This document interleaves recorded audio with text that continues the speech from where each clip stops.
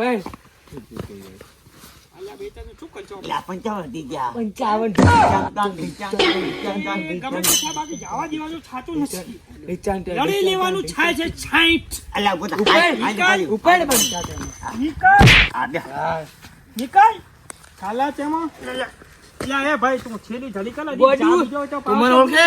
તને કોઈ ઓળ લખવાનો થાતો નથી. તું નીકળ વાંચી જા, નીકળી જા.